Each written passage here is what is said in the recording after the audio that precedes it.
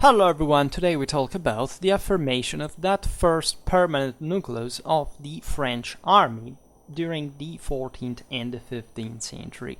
This topic is so dense with implications. It's really not the first time we talk, for example, about the companies of ordnance, nor about the general concept of what is actually a permanent force. You know that my approach as a medievalist is very anti-modernistic, and I refer specifically to the lie of a modern era having ever existed. Like, if you want to, and as a continental European, I mostly differentiate between modern and contemporary history. So to me, the one between the Middle Ages and the contemporary era is just a made up. It's not really a thing, right? If you look at the roots of the institutions, of the beliefs, of the values, right? There is, of course, an important change. I have nothing against the idea of a modern era being there in the school and academic curricula, but I believe at the same time that it's important always to make clarity on certain terms that we use and that have been mostly hijacked in conventional speech by modernism. Right? Just yesterday I was making that video about say late medieval and early modern uniforming, military uniforms. And you will always find, this is just anecdotal, right? But it's preparatory, because you will always find that person who says, oh, there were no things like uniform at the time. There was no central government at the time. There was no state at the time. There were no permanent armies at the time, etc. And then if you scratch beneath the surface, you will often realize that these people have an incredibly superficial, of course, understanding of not just the Clausewitz in Trinity, but in general, just like how human communities work, and of course of all the historiography behind the actual terminology. Speaking of permanent armies, in particular, seems like it's not really one of the most debated topics in this sort at the end of chit chat, but in fact it's the most interesting, I would say, because it sort of goes straight to the root. I mean, in order to have something like a permanent military force, you must have certain degree of centralization. And nobody can deny that an 11th century Masnada had a degree of centralization. The way that the seigneur controlled the resources were redistributed to his soldiery. The fact that this was a social contract, and of course there was a moral consensus behind that, in the broader context of where that Masnada laid in terms, for example, of seigneurial power, or the kingdom, the empire, the local population. The same could be said even about a war band of the migration era, right? You do not have any humanity without a level of power delegation. Only God is truly free, right? The rest is just liberty, basically, different degrees of that. And you can always apply this to the military, where, of course, the concept of authority, discipline, hierarchy is much more pronounced, but it's also much more functionalized, right? Much more rationalized and effective, in fact. And in fact, when it gets to the concept of wood, did start like with the first permanent forces that were out there. And you always must understand here what we mean by permanent, of course, because when normally, at least in medieval historiography, everybody points, we will see it now, at the army of Charles V, right after the debacle of Poitiers, where his father had been, John II, had been captured. The heir to the French throne rose to power with a clear idea in mind of the necessity of a military reform because of all the incredible political, strategic, and social consequences of that major defeat. So we don't need to digress on the Jacquerie, but that would be interesting to study from a strictly military point of view, how the French nobility managed to put it down, among the other things, and to reboot the system. We'll see it in slight part now. Right, and the idea is fundamentally that the troops that are hired from a certain type onward, we're talking about the normal companies existing at the time. We'll talk better throughout the entire video about what these are in case you don't know yet. But to a point in which they were not essentially disbanded during the winter season, right? And if we actually evaluate this as a criterion of military permanence, that does not include actually the fact that these troops became permanent forever, right? These companies were eventually disbanded at some point, right, over the years. But the fact that they sort of stayed longer, and they were thus considered something for which, of course, the French monarchy had to pay, and so there's all the problem of the state, the taxes of the subject contributions, and all this stuff, is, however, something that had already existed, right? As we were saying before, where do you draw exactly the line between, let's say, first of all, we know it for openly that there were military units, the equivalent of companies, but not companies explicitly, that were regularly maintained longer than some years, for example, in certain contexts. The key problem interpretation from a strictly historical point of view, however, is how documented this dynamic is, right? It's fascinating. The same Philippe de Comines, we've seen it in other videos about, in fact, the very one about the Compagnie d'Ordonnance, said that in the mid 14th century, this practice just of maintaining large amount of companies on a regular basis in a sovereign service actually had been, this is explicitly what the source says, imitated by the French kings from the Italian seigneuries.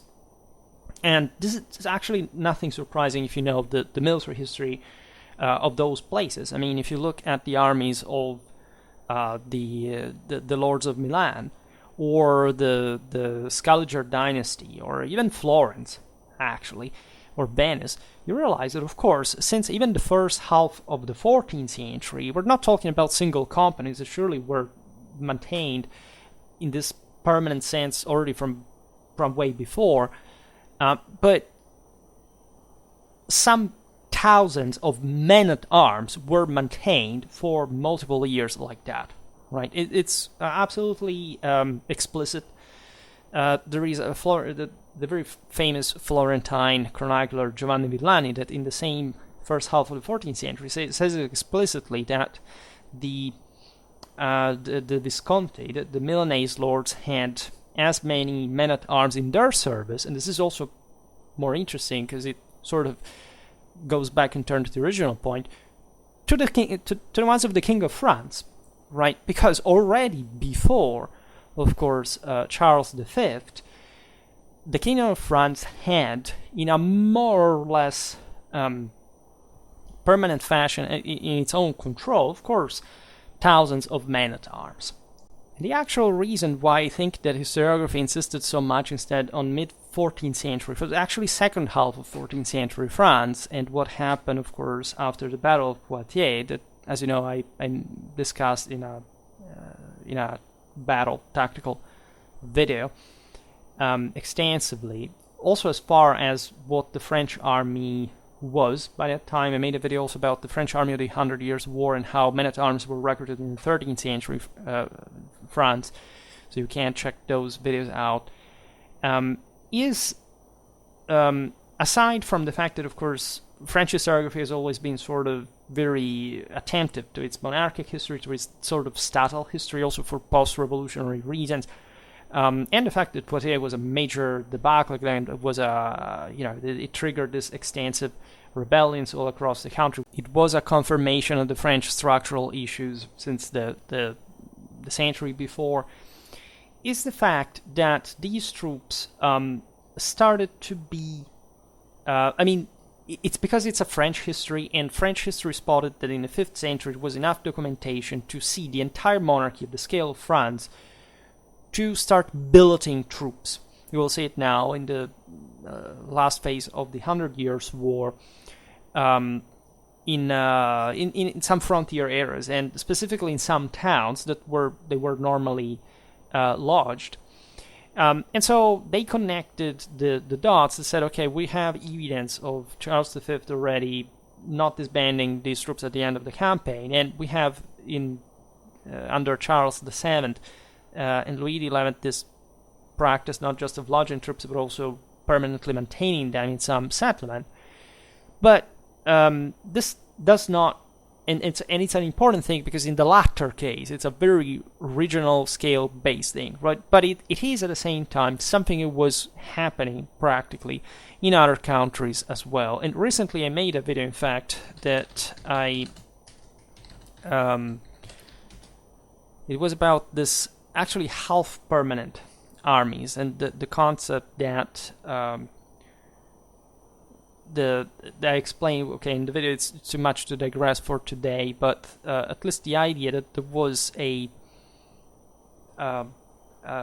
sort of revenue, like a salary fundamentally these troops perceived, that was the equivalent, right, of a section of what they received in wartime, also gotten in peacetime, right? So that these troops would be more easily and readily available in time of war. It was about, in fact, Burgundy, which is still France technically, but still politically it's another thing. During the 100 Years' War, as you know, especially the latter phase when these things were starting, right, to look more like permanent armies.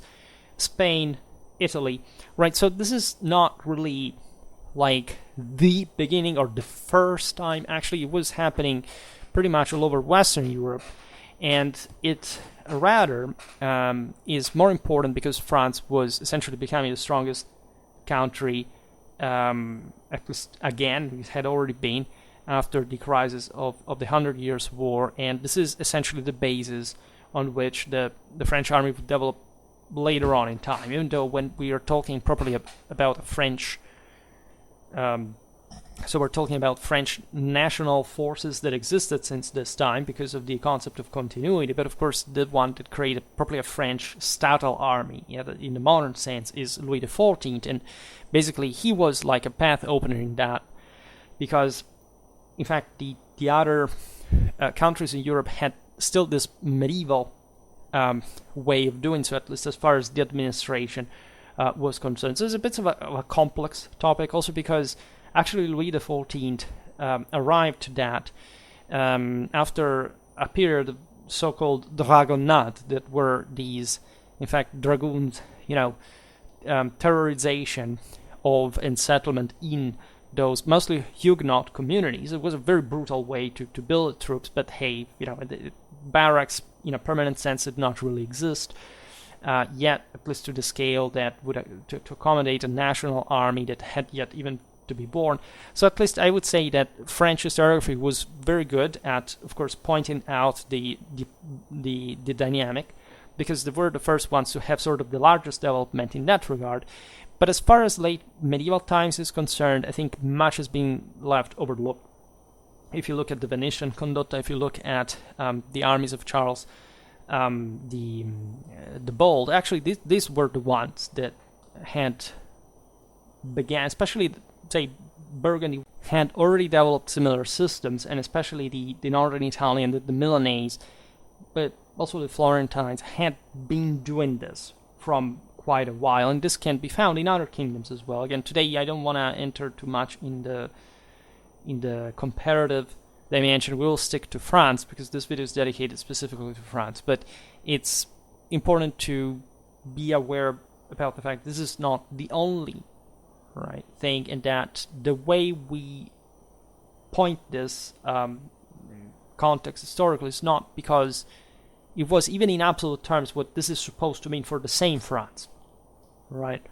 And we'll come back on that topic, because again, already early 14th century armies were very much statal in some important degree that was translated in a de facto permanence of thousands of men at arms, readily available, right? In again quite strongly practical terms. This again doesn't take away that Valois France was the most evident example was the largest one at least by size of the monarchy politically and territorially. So it was, for example, easy for like a city like Milan was so overwhelmingly rich just to have, I mean, readily available men-at-arms that revolved around her, right? This doesn't mean that Milan had instituted a broader, broadly speaking, territorial and taxation system that was equivalent to the extent of the French administration that was already involved since the earliest times at providing those large amounts of troops, right? But in practice, they could both field those some thousands of men-at-arms alone. We're not talking, I don't know, 1/10 of them just actually being heavy cavalry. No, we're talking about actual, like, 5,000-6,000 heavy cavalrymen. And the interesting part of that, by the way, is that at the beginning of the 14th century, this was not like the Lance system or the Barbuta system that developed later, with the increasing specialization of these men-at-arms in companies with other troops. Here we're talking about incredibly packed, heavy cavalry that was a product completed basically by the end of the 13th century of essentially increasing in heaviness of the same. Those who had the mention of squires or lighter cavalry of sort. Of course, lighter troops existed, but they're sort of irrelevant in that point in history. It's rather later, like during the after 14th century crisis, the increasing privatization and subcontracting of some military forms of recruitment would bring to the necessity of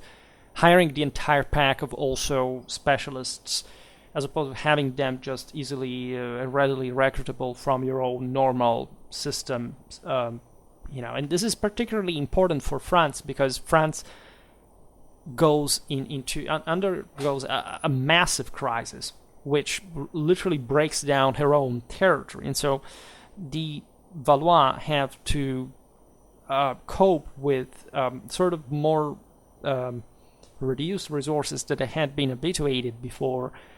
And we really witness this effort also to an important degree of documentation, and helps us understanding how, at the end of the day, they won the war as well.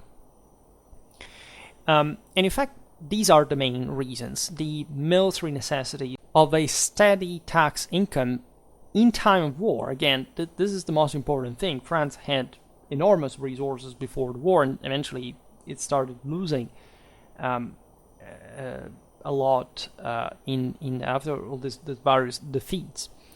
There is also a meritorial dimension, and is often overlooked because these are seen in part as also the moral responsible for the French defeats. That is actually the behavior, the mentality, and the attitude of the French nobility, right?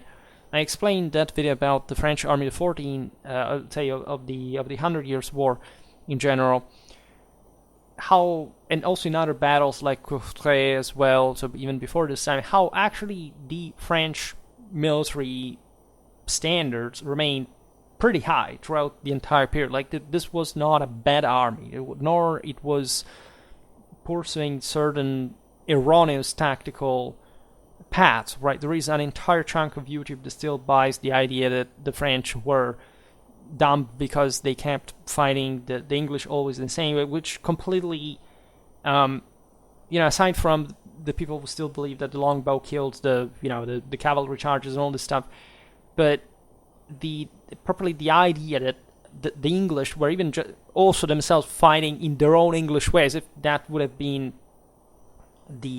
hadn't been actually the forced necessity of their contingent numerical and overall inferiority towards the onslaught of the massive French armies of Crécy, of Poitiers, of Azincourt. And naturally, the French defeats mean something, right? But it hasn't much to do with the actual tactics that they were employing, that were also quite adaptable, telling the truth, and it made a substantial amount of sense. It's always a political problem, yes, also a moral problem. but this is the aspect that should be highlighted between two countries like France and England that were essentially homogeneous in cultural terms. For example, in material culture, in technology, military, technology in general, and instead we have made sort of a meme out of the two, and it's not quite how it should be. Again, I made several videos on this topic, especially under the name of the history of infantry or something.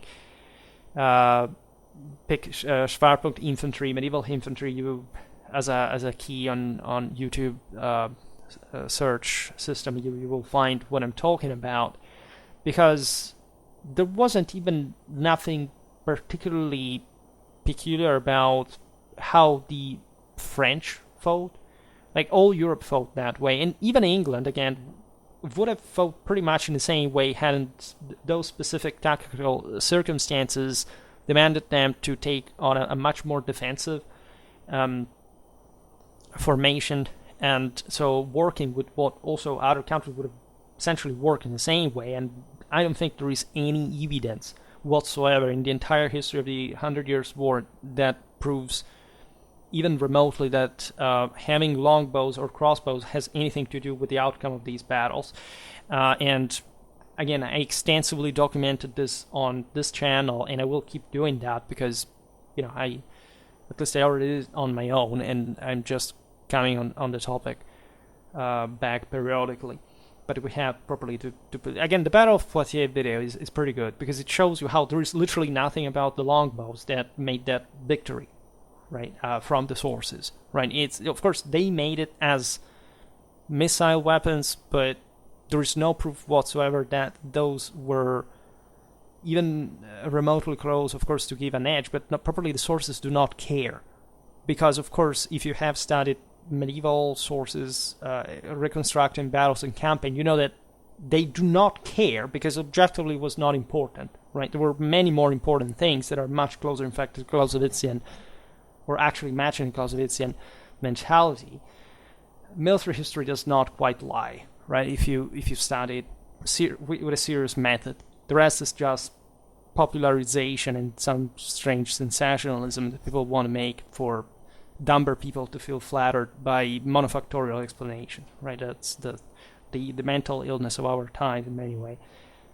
In any case, there is merit, as I was saying, in the French nobility, mostly due to its militarization. I mean, these people were really military experts. They really knew, just by tradition, by vocation, in spite of what had been surely the softening up and the gentrification of their background, there is no doubt. But this is a great part of their issue. But also the rest of Europe is going down that path. And yet still we're talking about warrior kings. We're talking about a pretty militarized aristocracy whose raison d'etre is fighting, right? Is proving their honor on the battlefield, and definitely there are many chances here to prove that. So in other words, people who knew perfectly well what the potential of their country really was, the potential of various arms. Actually, those who knew best how good infantry was were the noblemen on horseback, right? Not the same infantries, which may sound like a paradox, but it really ain't. And again, I won't be explaining this because I discussed it profusely in other videos. There is a heavy pressure put on the system as well. Like, in the strains of the defeat bring to the reaction of a truly traumatized population that had been told essentially that the nobility would protect them and that the entire system was based on this social contract. And when these guys see the English crossing their fields, devastating their chevauchés, etc., they say, what about our lords? They have failed us, and here you have the Jacquerie, and yet also you have the bloody repression of the same. You have a generally threatening international situation for which, again, Charles V starts, at least from the resuming of the hostilities against England in 1369, to form and this is the point, more or less permanent companies of men-at-arms, but also of, and here you see again the increased specialization of second half of 14th century warfare, of crossbowmen, both on foot and on horseback, right? And part of this has to do with, again, also technical reasons. The men-at-arms were becoming ever heavier, so you needed more, say, flexibility to some extent. This was, again, developing pretty much everywhere in the same way, so it's not peculiar to the French system. As a matter of fact, this was in fact going on for quite a while already. If you see from the 20s, the 30s of the 14th century, realize that the communal infantries are sort of going down, and the only professionals that remain paid as mostly as mercenaries are men-at-arms and crossbowmen, right? Because that was the actual tactics. You didn't. The function of commoners had mostly been the one of overwhelming the enemy wings. So their equivalent, right, stationed on the sides of the men-at-arms battle line after one another, and then closing on, in fact, the enemy cavalry, or at least men-at-arms flanks. This is basically the universal system at the time. I've been researching this specifically in my career path, and I think that we have sort of missed a huge elephant in the room regarding how Europeans really fought, and we sort of focused mostly on the differences. In certain battles are, in my opinion, extremely clear regarding the normality even of what we think is being at this allegedly, innovative dynamic in the battles of the 100 Years' War. The horse crossbowmen are also the equivalent of the mounted longbowmen from the English side. Again, so it's pretty much the same thing. On some books, you still find, disclosure in, stuff like Nicole. This people who studied with some apparent thoroughness, the Western warfare in some detail. The absence prior to certain time of mounted missile troops. These were actually, there weren't many, they weren't dominant numerically, whatever, but they were actually very common in medieval armies in Western Europe, right? Since especially the 12th century, the 13th, but again, it's like saying, weren't there mounted missile troops ever before? Of course there were, and what's the point? Documentation is always, right? That lighter troops were not really considered before a certain time, considered / documented certain time in history doesn't mean that they weren't. This is true since proto-politic warfare, right? You can't be that much surprised for periods before the second half of the 12th century. In any case, again, the most important thing Charles V does here is the fact that, again, more or less these companies are maintained in service after the season, right? So they're not disbanded after the yearly campaign. Again, this is not so strange overall. This had been going on from ever, right? Except at this point, things get a bit more orderly, a bit more, connected with state building in a time of crisis, right? Keeping, stressing, emphasizing the need of this troops availability. And so also in a time in history, in a place also in Europe that is more easily documented, right? And this was, however, a simple result of circumstances. Nothing indicates, for example, even that the interaction of the king of his following was the one of even going on with this, right? In those years, it was not normal for these companies just to not to be disbanded. So there's nothing revolutionary about keeping them in service, but it's also something that nobody was focusing on the long term, because things that could happen on the medium or even the short one could have been catastrophic, cataclysmic, and dramatic to an extent that would have rendered all these things useless overall. They were much more important and punchingly so political events, also military events just per se. Without mentioning that, of course, in all this, these companies are just fighting just like any other soldier would, like companies that were also disbanded, and the normal organization of the French army that, again, I discussed in other videos. So there was nothing strange about this, if not the infrequency, the fact that when we talk again about permanent troops, like what would because you see in Latin the term etymologically is quite clear. It means something that is maintained during a certain amount of time. And how were these maintained? Right? What was given to them? Like, what is it? Was it a political connection? Because these troops would have just been paid in a way or another, and so this could have occurred in different ways, and there was not even a certainty of the pay per se. But of course, there were certain political connections and practical necessities that would make them just be. That would just make them stick around and sort of being protected with some sort, in fact, of revenue. But like other companies were, except this relation lasted a bit longer. That's the only divide, right? So now, again, nothing categorical. The specific time of this extra maintenance time is in the aforementioned 1369, with the accomplishment of the reconquest of those provinces that France had lost some years before the Peace of Calais of 1360.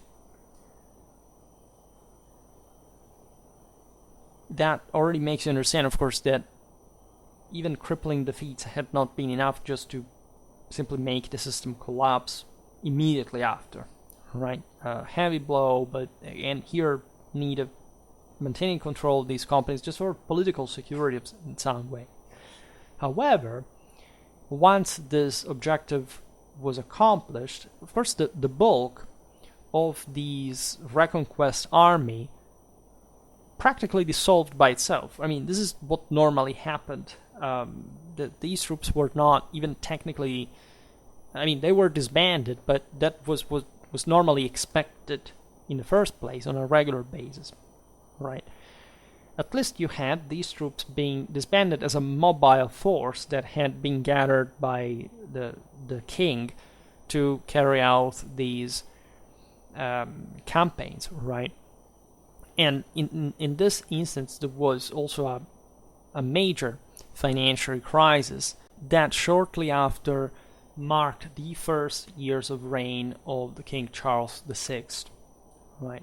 While the extension and lengthening of the truces between France and England were, in fact, modifying sensibly the necessity of keeping these troops available in the first place. So you have to make an effort in imagining all the relations, all the connections that the captains of these companies had with the king, right? These were noblemen themselves. That's how practically, like when you look at soldiers of fortune, mercenary companies, you're really seeing, if you look at the English indenture or the Italian condotto, that's pretty much the same thing. I mean, these guys were just by vocation, extraction, military leaders. They had received an aristocratic education, a strategic training, and they were just launching themselves entrepreneurially out there in this pretty destabilized world, receiving this contract, and they would hire their own troops and would go fighting following the sovereigns. So these connections are also often underappreciated. Say from this mid 14th century until basically the mid 17th century, I mean, European armies were mostly made of the bulk of these mercenaries. So in many ways, when you look at the core of troops that here is maintained with these companies that were the backbone of the European armies of the time in terms of actual professional quality, you're looking, yes, at mercenaries to some extent, but hey, what does that even mean? Right? These are soldiers. That's what, etymologically speaking, someone who receives the pay really is, right? And they would normally be employed by all the various rulers that at this point were chronically fighting against one another. So, of course, when France and England clashed against one another, these were the largest European monarchies. They would, of course, call a lot of people to do so. And so there is something more structural, something much more systemic that sort of attracts these forces, and it also has to regulate them in some way. There is all a problem, as far as we'll see now, as far as the discipline is concerned. I made a video about late medieval armies' violence, for example, how this was attentively regulated. All right, but of course the necessity. Look at today, like the difficulties in arming, for example, Ukraine, or the same force of Russia to do so. In theory, with systems that from all the sides from which these powers could receive help, like could easily supply them. But all the political circumstances make it all a much more complicated and dysfunctional thing at the end of the day. Well, warfare is normally like this, right? And aside from the Clausewitzian idea and reality, of course, that war is just a continuation of politics with other means, you can easily see how the tempo of campaigns, of warfare in general, is also going together with the effort that you make to just arm, supply, maintain these troops, right? So you can understand that the first troops that were maintained for a longer time than usual are just part of a broader dynamic that you cannot segment, if not just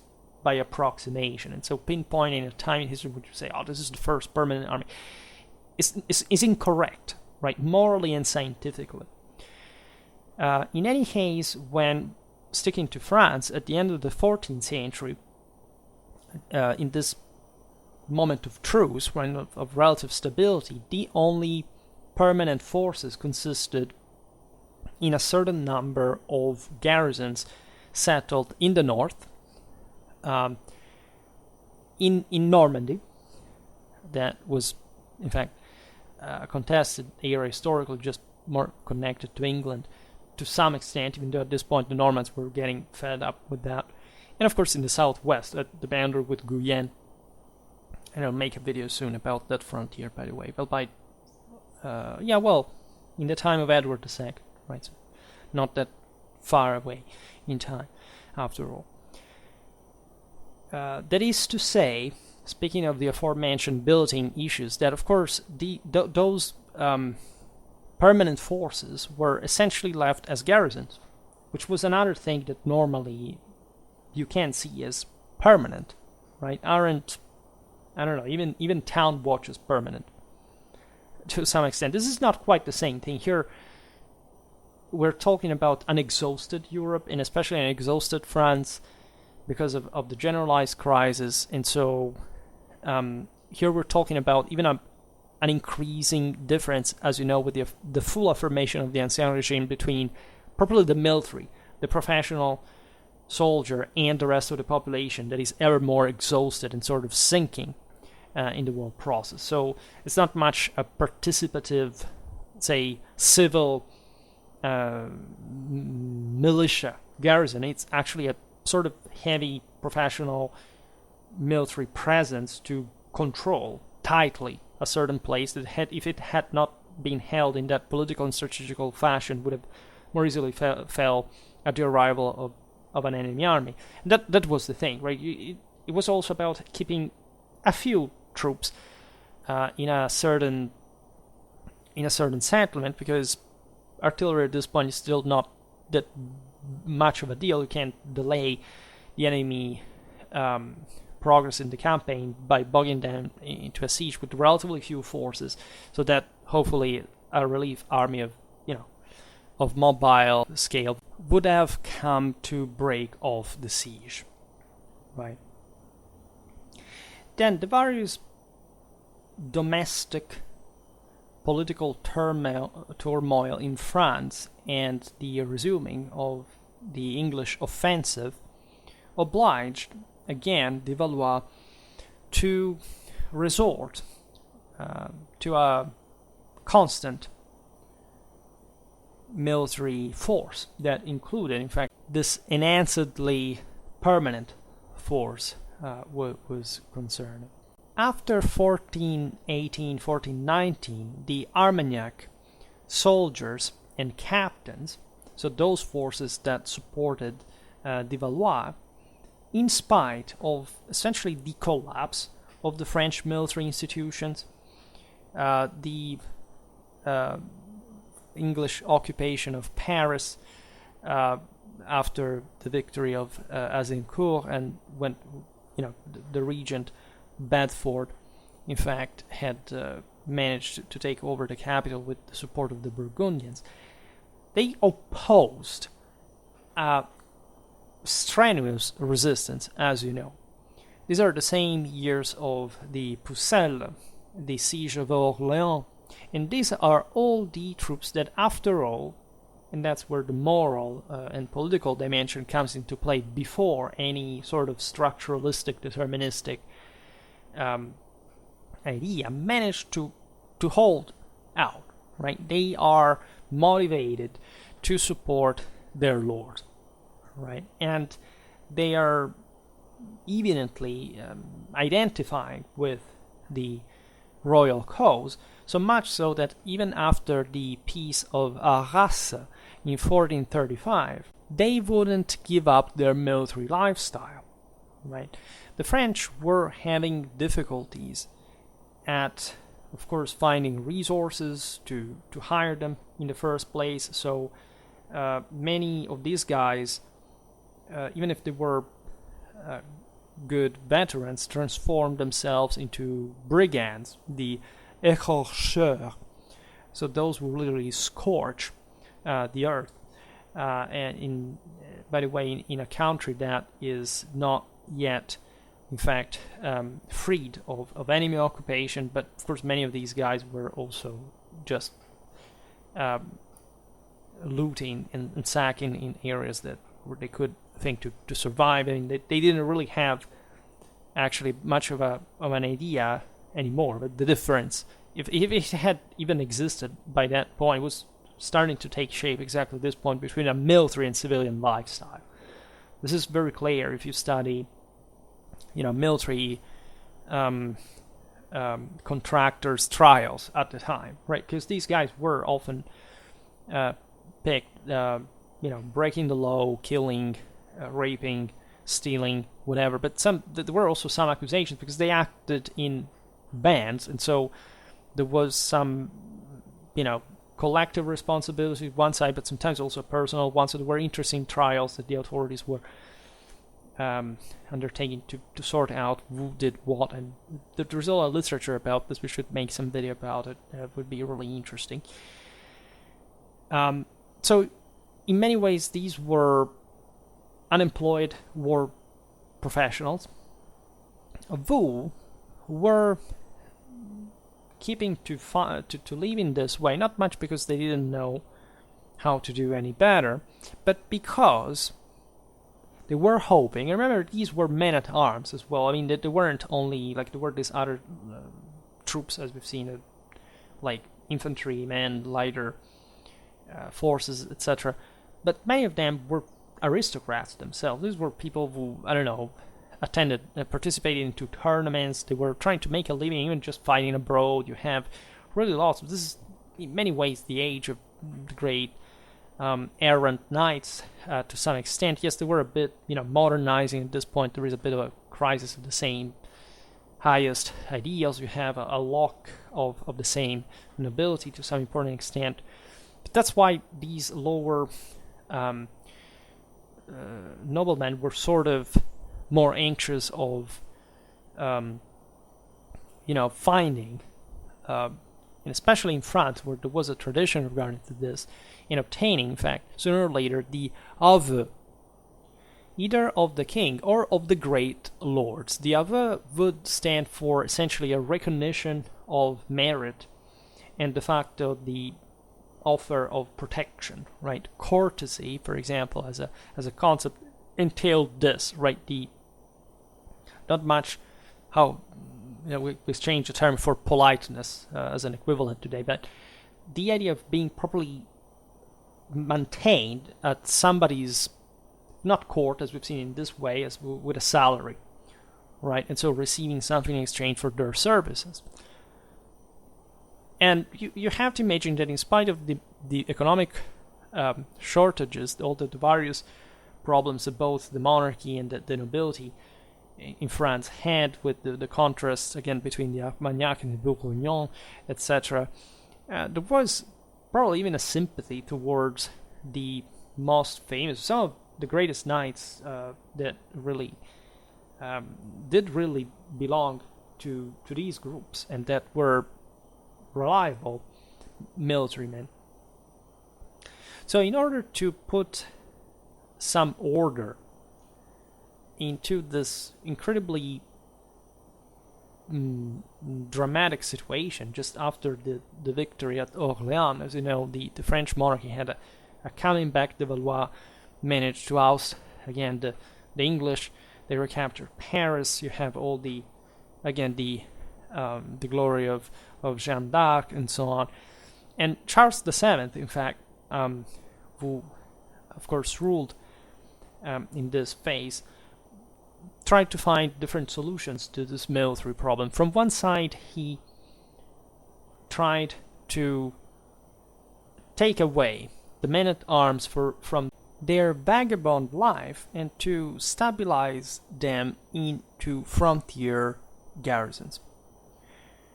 This was a clever choice because, first of all, these guys, as we've seen, were pretty violent.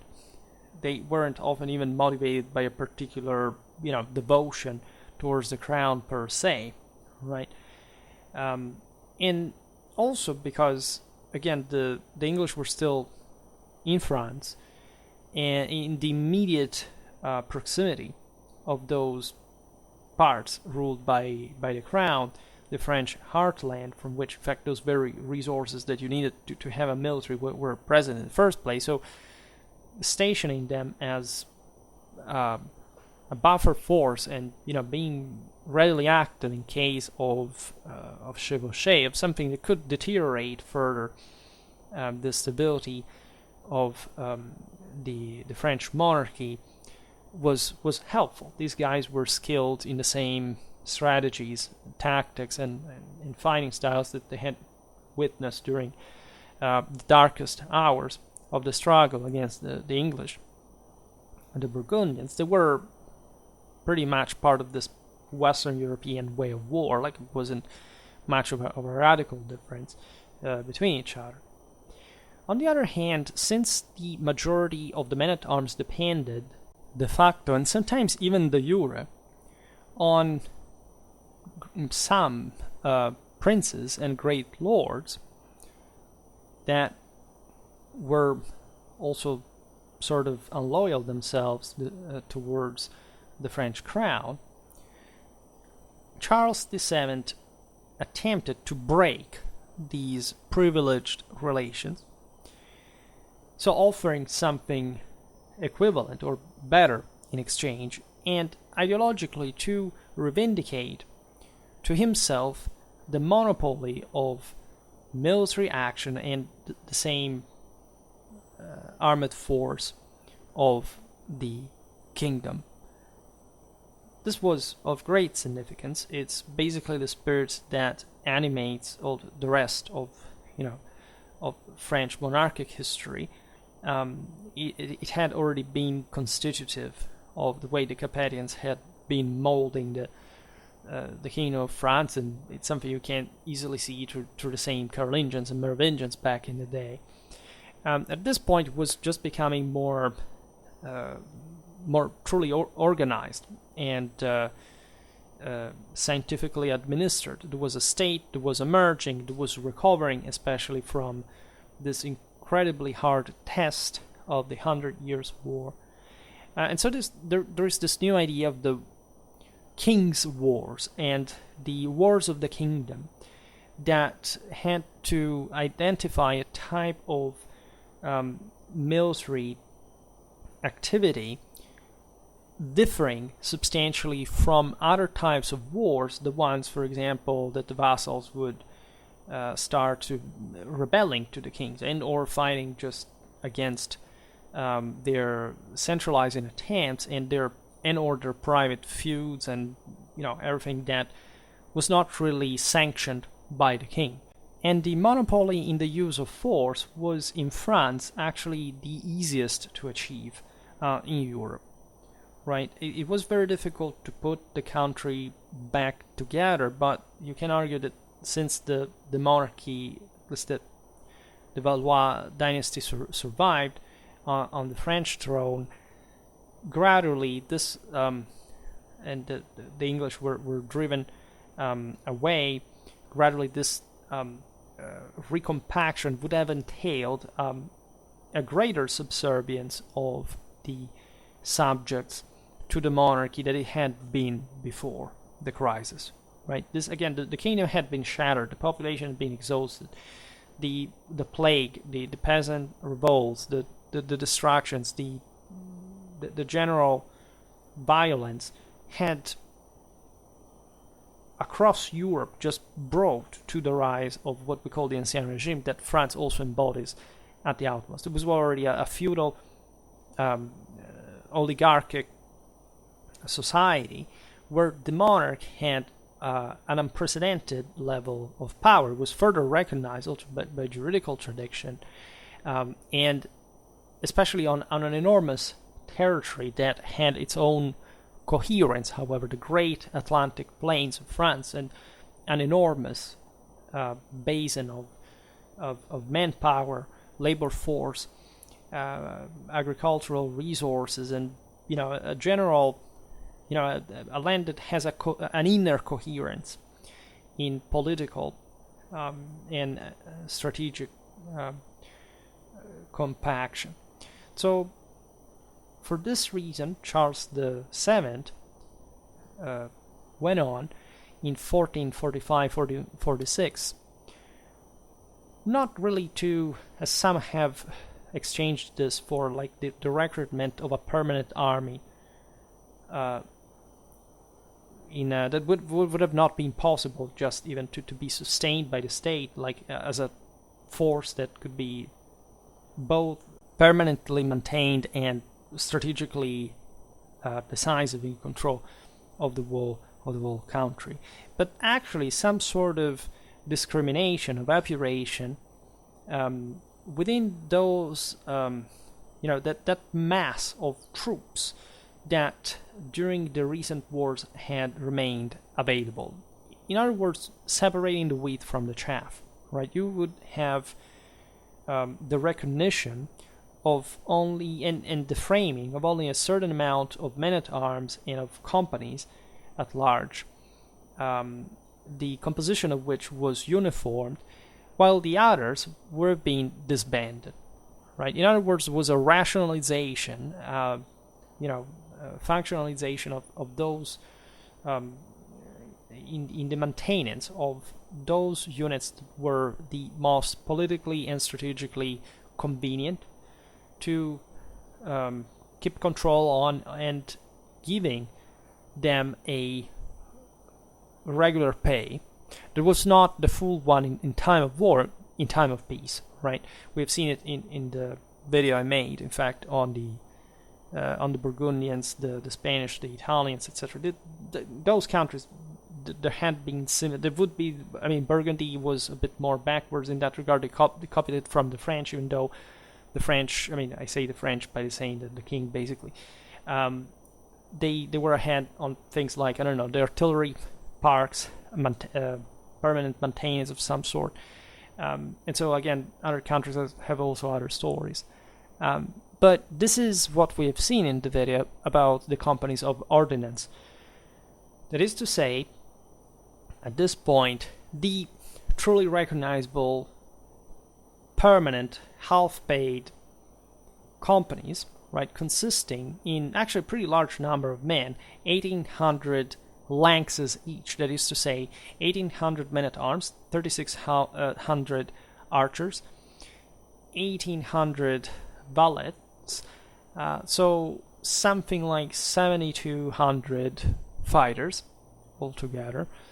The Lanx again was was just a little company, a little fellowship on its own, and then the companies here were considered still in the medieval term, not in the modern one. Like in medieval times, a company could be anything from again a few tens of men-at-arms to, in fact, you see here, even thousands, right, by scale.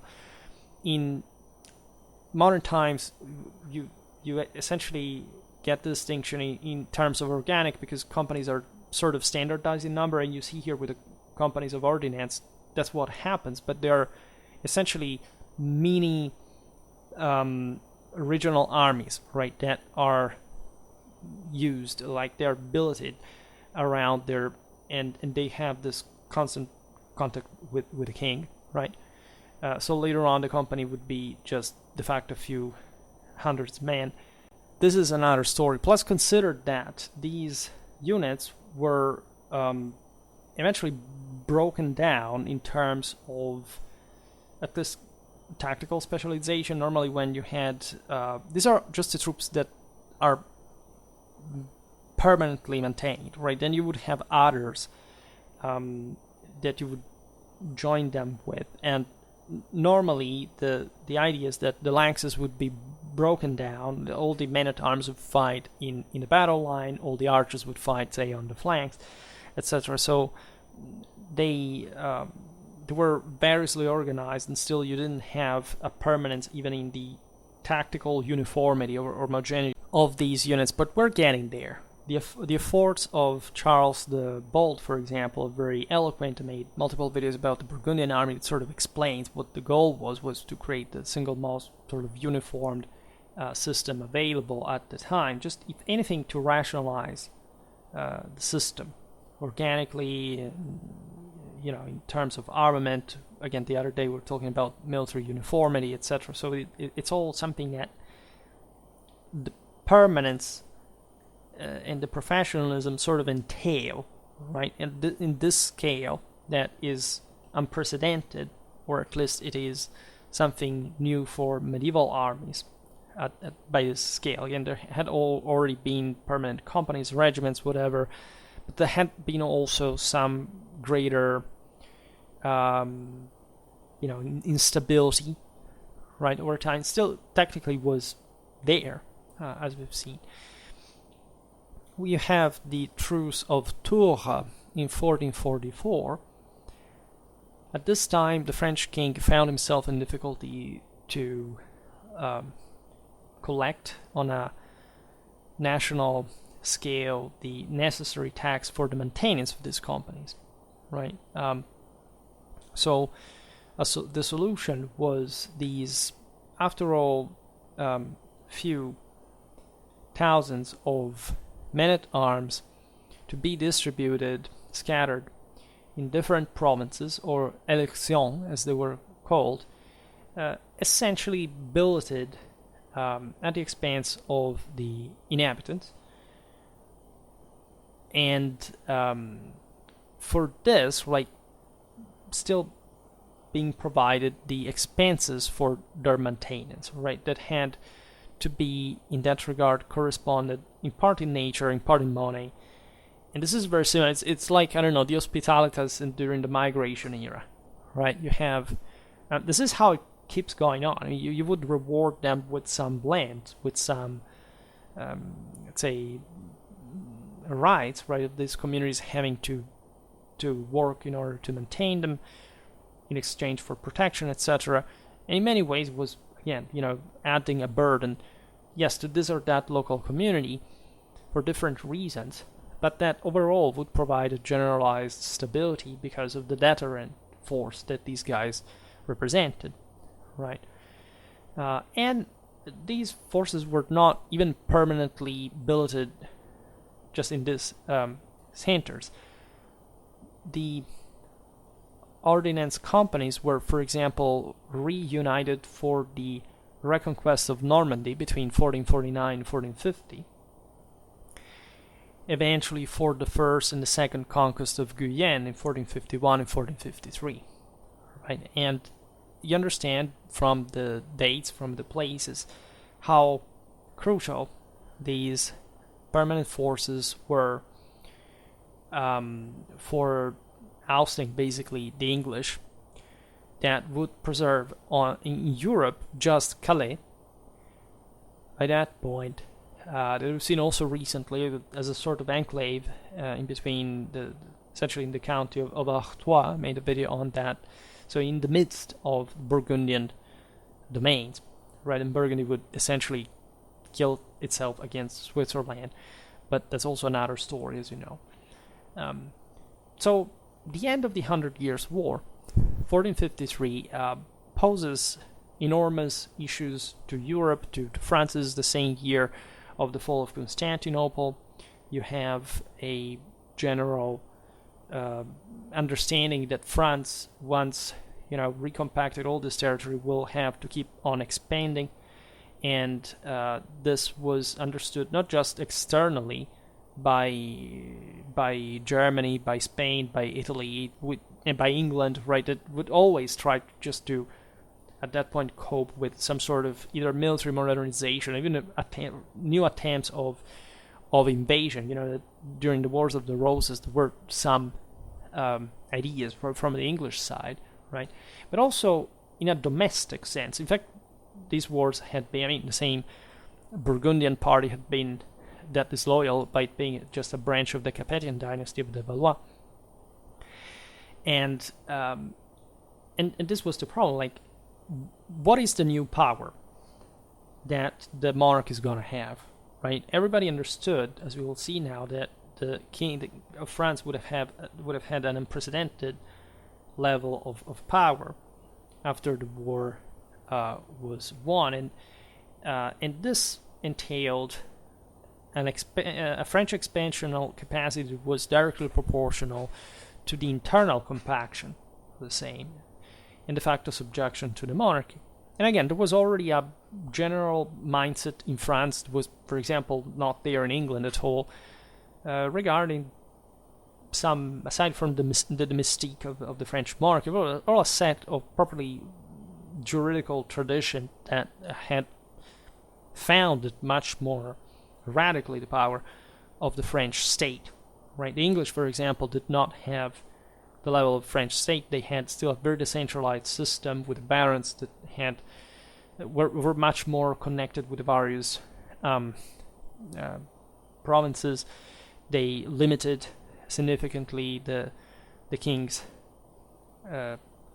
power. It would take, in fact, the Wars of the Roses to have the House of the Lords decimated, and the Tudors, of course, exploiting that also for the unity of the English kingdom. The general expectation for France was the general demobilization of the ordnance companies. Right, the idea is that they had been costing, but there had been some objective reason, like fighting the English, reconquering territories. There was some consensus that, of course, there would be an exception for those companies maintained as garrison of, in fact, those provinces that had been recently reconquered. And there had been many that would, again, want to see de facto a royal army disbanded. It was obvious, right? It was not a generally democratic consensus. It was the idea that, of course, the nobility that ruled the country with the decisive support of the population wanted to maintain their own autonomies and privileges, and having a king that could field this, experienced professional troops, and that were also to be employed before they grew old, and they would cost without having accomplished much, was sort of scary.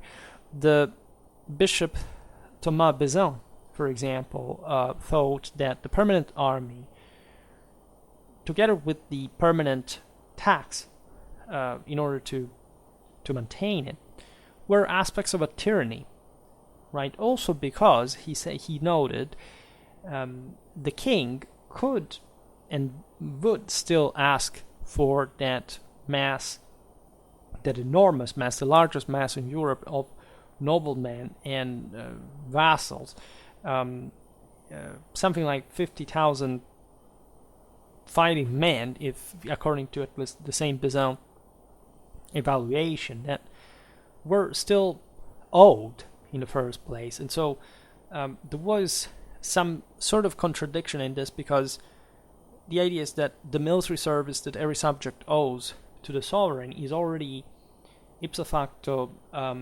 fulfilled in the moment in which these guys go at war. So this extra tax, right, served to create an army that was more loyal to the king than to the subjects. Naturally, it was not so dramatic, because we would just observe that at the end of the day, the people were definitely not taking matters in their own hands. They had tried that, they had been put down. The mentality of the time was actually fine with most of what happened as a general hierarchy and politics. But again, the nobility was sort of looking at things and saying, well, also the bourgeoisie, I mean, the people who had, of course, to spend the money for maintaining this troop. Like, we do this essentially to give more power to a sovereign that in this moment where, is not so much in trouble like before. Naturally, this is also not correct, meaning that there were constant threats coming from everywhere. Again, the nobility being quite treacherous, being willing to open the ways of to the country just to get something in exchange. But there were some other ideal concerns. For example, a fervent and sort of a vigilant patriot such as Robert Blondel, who was a chronicler from the Cotentin Peninsula,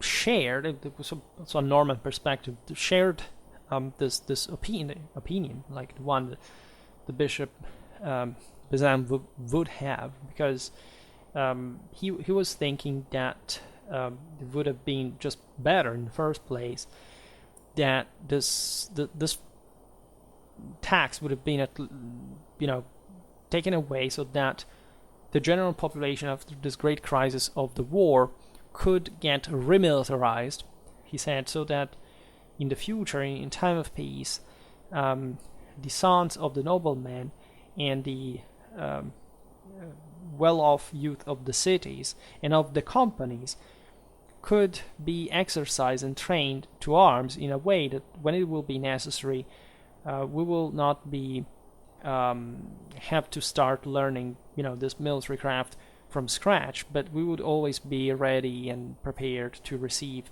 and repel the enemies of our houses, of our homes, and that a reasonable fear was the one of those that also that their boldness would not be stripped out of them, and that nobody would have us assailed to the point that we have to go search for, as Frenchmen, for example, Scotsmen or other foreigners, because so that they could come to defend France. As in other times, it had actually been the case because of urgent necessity and with an infinite expanse. Right? This is Blondel, and this is fascinating because he thinks that essentially there can be a level of militarization of the.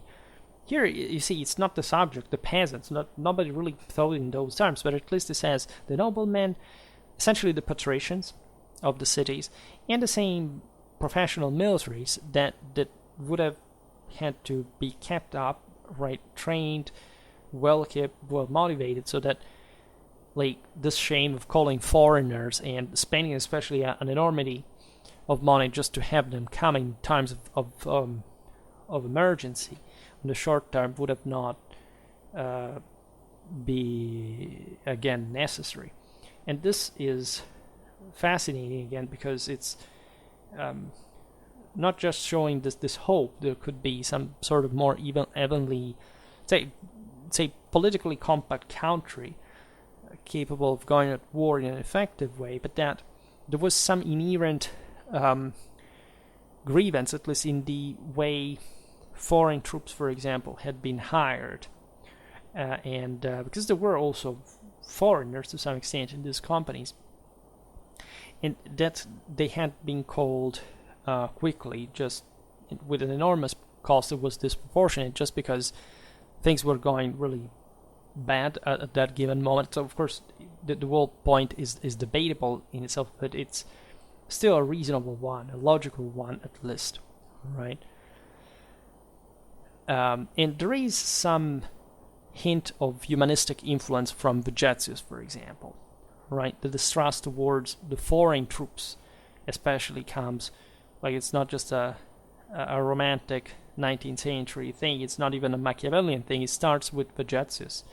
That was, well, France was was pretty much open to humanism, made a couple of videos explaining this in some detail.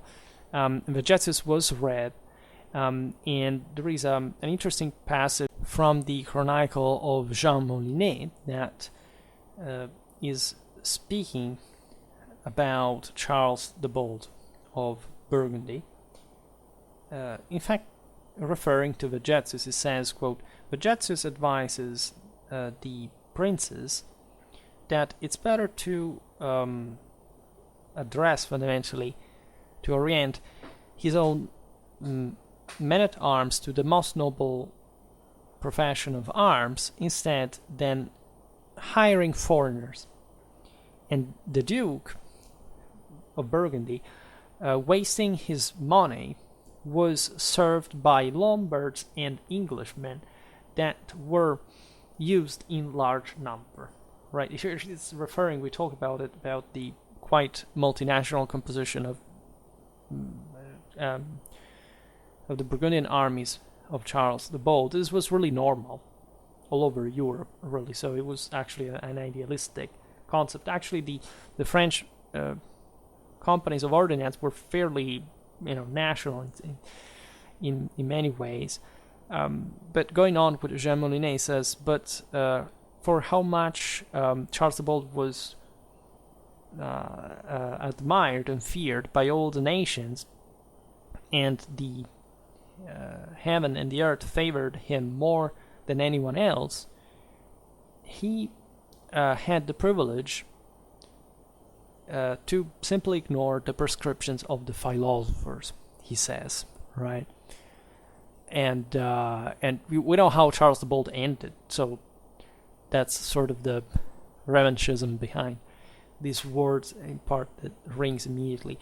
But still, there was an awareness now, if anything, that the opportunities that arose in terms of creating some national force could entail, especially for the nobility, like the Kingdom of France, and I made a video about this regarding the native French infantry of the Italian wars in the 16th century, was again, an aristocratically dominated system that, of course, was completely intolerant to especially the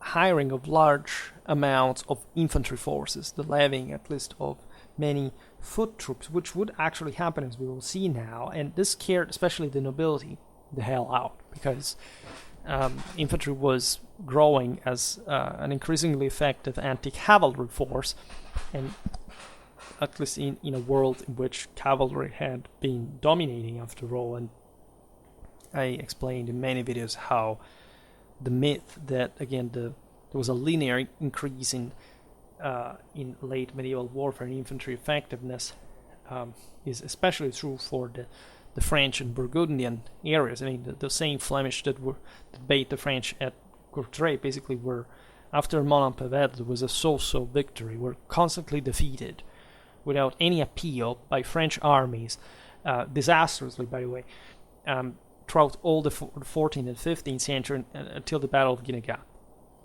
Right, and this is not like a matter of personal opinion. It's a massive structural issue, right? So if you look at the French during the 100 Years' War and say, oh well, but they had all these defeats and whatever. Look at the Flemish, right? And ask yourself whether it's about infantry or about something else, right? It really makes the difference. And that's not the only example, by the way, of how the commoners, the peasants, went down actually at that point in history. There was a way in France to favor some sort of cooptation of the nobility for military posts, but also mobilizing some sort of larger amount of forces that in some way would still be part of the natural hierarchy. In fact, the sort of reserve army was envisaged through the arrière-ban.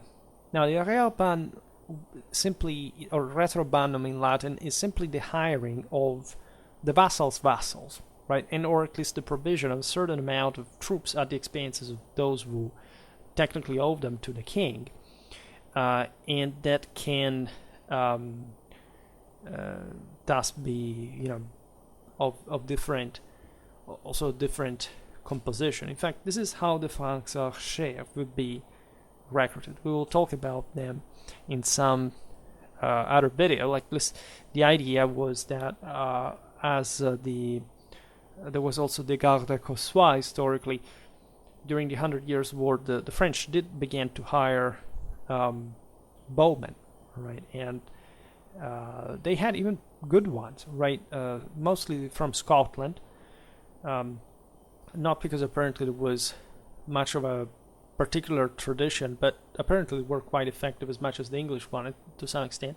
Also Frenchmen, and again, I would have a lot to say, made multiple videos about the, say, missile troops during late medieval warfare, and it's a very interesting topic that normally reserves us some surprises, at least considering the general myths about certain aspects of medieval warfare. In any case, these suggestions were ignored fundamentally, both during the reign of both Charles VII and the one of Louis XI. The latter was even more autocratic. I made a video about him, his reign. He was a hell of a ruler, technically, and he was the guy who really came to the throne, let's say, with a compact France, right, with a country that had come out fully of the 100 Years' War, differently from the time of his father, and so that allowed, as you know, even more expansion and tension, in fact, with the nobility. We've seen in that video how because of these issues of the permanent forces, also the fact that Louis served himself of an increasing number of bourgeois for his administration, especially had lots of sources subcontracted from the cities that wanted greater space in the provincial administration. I mean, it was all that sort of balance of power that increasingly complicated the picture for the noblemen, if anything, but that also brought them to strike back. The monarchy would win, we would be able to recompact everything again. Louis would have to use these forces, and everything made the problem ever more explicit. Since 1470, against all these issues, there were some troops maintained permanently to the scale comparable that of the time of Charles VII, because there was open warfare within France, and afterwards there was even an increase, and a particularly rapid one after 1475, right? So that at the end of Louis XI's reign, Thomas Besant actually deplores this monarchic decision. He says Louis increased this is the history of Louis XI, the sovereign increased up to 4,000 lances the effectives of his cavalry. He hired in Normandy, in the stead of the Francs archers, 4,000 halberdiers, so of course infantry, and in total, and this is interesting because it's, I mean, the Francs archers were still missile, like, so light infantry, so these were heavies instead, and they cost more, and they were sort of more effectively. Actually, halberdiers were not, against popular opinion, against like effective anti-cavalry forces. The only way to stop cavalry is really pikes at this point in history, but sometimes the men-at-arms dismounted as well. These guys were at least good against armor, right, when the troops were fighting on foot, and or when cavalry had stopped its charge, right, but normally they wouldn't face the heavy cavalry charges. They were just working as some multitask force. In all the reign, so those only in Normandy, he had a proportional number of these being recruited. And even though they remained pretty much like in their own homes, so this tells you how they were actually maintained, right? They were not actively out there, right, on campaign all the time. But the bishop says the king had them distributed an ordinary pay of 5 francs monthly, right? Furthermore, he had coming from Germany from 6,000 to 8,000 infantry. Right here, he means the Swiss, actually. He explicitates that. This is a trend that the French would maintain until, in fact, the second half of the 16th century. They didn't want to have too many effective infantry on their own. In fact, at this time, here are the pikemen. You see, Louis recruits halberdiers among the French, but pikemen among the Swiss who had the advantage, by the way, of not having to be resettled in France as a combatively instanced veteran class, right? These guys would, so somebody who could cause a revolt, not just against the nobility, but even about monarchy in theory. These guys would come back to Switzerland at the end of their task. By the way, these were true professionals, as we know, because the Swiss had begun to sell their services abroad, especially in neighboring France, which is sort of ironic, because this Swiss had created their confederacy in an anti-feudal fashion, and it would become actually the best serviceman abroad of the top feudal monarchy ever. And the bishop says, and he kept these guys to actually just idle in the Kingdom of France for many years, and until his death. That is, doesn't matter how much they were regularly paid, we do not have memory of any company in which they had been employed. Now, this is all a complaint because of the expense, right? But the actual reason is that actually these troops would stabilize France in deterrence because they stabilized the monarchy. And so the other, especially the nobility, those who had wanted to, as we've seen during the 100 Years' War, tear the same monarchy apart for their own personal interests, now were sort of, owned, actually, because still Louis XI again strengthened dramatically and successfully monarchic power as much as French power took over. Again, I explained this to some satisfactory degree from a political point of view in the video about Louis XI. We will keep talking about him. Because there is all a dark legend about him, the universal spider and whatever, but actually he was a pretty, effective and skilled and sort of much less sinister figure than it's been depicted like just by romantic literature, right, that unfortunately affected much of our medieval imaginary, let's say. It's not all bad, admittedly, but yeah. I get lots of, public domain pictures for my medieval history videos, as far as that is concerned, from 19th century medieval history. Okay, and so the figure of Louis XI is very remarkable. He introduced de facto as an innovation the creation of a permanent infantry. This was incredibly shocking because, as we just said, as much as the Swiss should have ideally hated the French monarchies, also the French monarchy nobility hated the footmen, right? A commoner fighting on foot is a racially inferior person. There is no other way these people see the world, after all.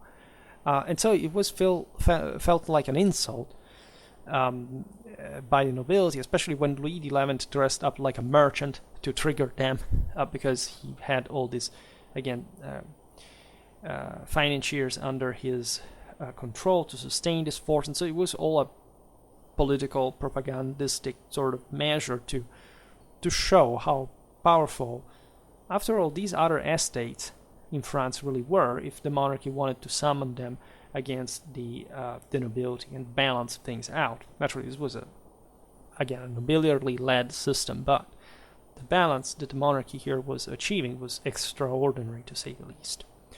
Right? It was not much of a problem if a permanent men-at-arms was hired, but the problem was when even a footman was hired. What for? Right? That guy wants to, especially a Swiss would want to take down a nobleman. These guys have taken down French noblemen in the guise of the Burgundians a few years before. Right? They are criminals. They are, the devil himself. They're Germans even. So this is not a problem actually, because the French had always been hiring Germans. If you look at the battles of the 100 Years' War, especially in the first period, there were Germans everywhere. This was notorious. The Germans at the time were everywhere in the first place, from Scandinavia to Italy, and that's not much of a surprise. But there were men-at-arms, distinctively. At this point, the Swiss are truly all a different brand. Made multiple videos about Swiss warfare from the mid-15th century. They really reinvent something completely different, even from what they had been in their infantry victories of for example, of the century before. Those have nothing to do with the Swiss pike square of the mid-14th century, 15th century. It's a completely different system. And I'm not going to digress today on that simply. It's also very meaningful that at the death of Louis XI, that, as we've seen, had quite displeased the nobility, he died in 1483, there was no suppression of the permanent army. In other words, Louis had managed actually to ingrain in the French state this acceptance of the broader necessity of a permanent army of sorts for the broader needs of France that had disproportionately enlarged at this point, consolidated, reached also some boundaries where they would have had to go at war with other contenders. So it's like today, people complaining for military expenses, but at the end of the day, these being necessary, especially when well used, and there is a clear political vision about what you can do with them. Definitely France at this point was emerging as the most powerful, re-emerging as the most powerful country in Europe, and was evidently on the foot of expansion into other countries. We see among the deputies of the General Estates of Tours no pressure for a return to the pre-1445 situation, right? There was just a demand for the disbandment of the infantry forces that, as we've seen, were not particularly liked by the nobility. That was especially the symbol of the king's sort of personal gain, right? there was also the demand of some reduction of the amount of troops within the ordnance companies, and also of the Mortes-payes troops, so-called that pays, as they were paid essentially for duty at a certain spot, but would not participate in campaigns. Right? These were also initially especially mounted troops as well. So the idea was mostly the one of coming back to the tolerated level of the 50s and the 60s of the 15th century as far as this maintained troops were concerned. Right? But in any case, what we can draw here as a conclusion, again, you can integrate this video with one of the companies of ordnance, is that in the last quarter of the 15th century, the French monarchy was able to maintain in total, right, permanently in arms, on average, because again, these numbers did float, right, it wasn't just that full permanence, right, aside from the losses, whatever, but something between 20 and 25,000 men, right. Consider that at the time France counted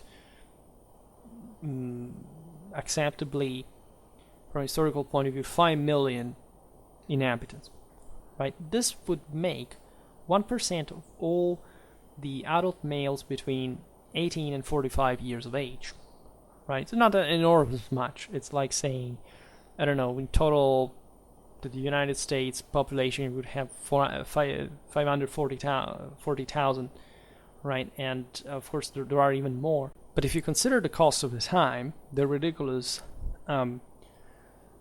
crop yield, and so the general resources availability is actually a very large amount, right? It's not a few. It's the one of a country that had definitely known even higher levels of militarization. I mean, it seems that during the height of the 100 Years' War, France, not differing much, by the way, from the rest of Western Europe, had a way higher level of militarization, at least meant as someone, okay, say in their lifetime, more or less regularly employed in some kind of combat than Prussia in the time of Frederick the Great, right? But here, in fact, we see something much more orderly, something much more compact, something much more reliable, permanently maintained forces, essentially of the overall size of a field army, that would have been an incredibly effective instrument for the king to assert his own authority everywhere in the realm, and or at least, of course, there would be some rebel armies that would fight against these, and there was all the rest of the vassalitic force that in theory was there, again, not in the old 13th century fashion, but still with the nobility being able to mobilize their forces. But in fact, these would be mustered as well in case of war, right? And so here we are going towards the expansion in scale properly of armies in a military landscape that is changing as well, because as we have seen just the Swiss and what they had been able to do against for example, the very advanced feudal army of Charles the Bold, and this, again, the pike and shot tactics essentially about to kick in a few decades, from, in fact, a more complete system than the Swiss themselves had introduced. A multi-armed one, the Swiss just basically had infantry, melee infantry. The few missiles and artillery are really irrelevant in the broader picture, but it's probably a different concept, right? It's not a combined arms concept. And France would be one of the great protagonists, in fact, in the Italian wars, and arguably it lost because they essentially the establishment refused to hire larger amount of troops, and especially French native ones, for the fear that these could essentially overthrow the system, like during the Revolution. And if you consider what happened during the French wars of religion with the Fronde, what had happened during the Jacquerie, that influenced the French mentality as well, because the overall infantry had always been a normal component of the French army, but say at this point the Swiss or the Spanish or the Germans were doing was something the French could not afford in many ways. Not just because they could have afforded that, but their establishment wouldn't. Right, they wouldn't trust the system to hold with injecting those armed masses into the country, right? And so in many other, it was imperfect. Like the Spanish could fight abroad, and they had lots of just money to pay in the first place. The Germans, let's say the Habsburgs, were creating Landsknechts in a sort of, in fact, even anti-nobility fashion to affirm the same Habsburgic monarchy in Germany. You have the English, for example, do not develop much of that system as fast as the others. So it's all a matter of how and why, right? What kind of political and strategic goals these countries had, what was their social and cultural background. And so these are all things that we're going to cover gradually, and I'm glad we could do it for the French regarding this topic, because it's as you understand here, it's not that it's all very gradual. We passed from really the mid 14th century, we arrived to the end of the 15th, and in 120 years things really had speeded up, mostly because of times of crisis, military availability, general circumstances, and also a clear direction of what could be achieved. And this had surely matured in other places too, and we'll see this in some other video. For today, in fact, I stop it here. I just hope that you enjoyed this video. If you did, please share it. Otherwise, leave a like or subscribe to my channel if you're interested in my upcoming content. As always, I thank you heartily for listening to me. I wish you a nice time, and see you next time. Bye.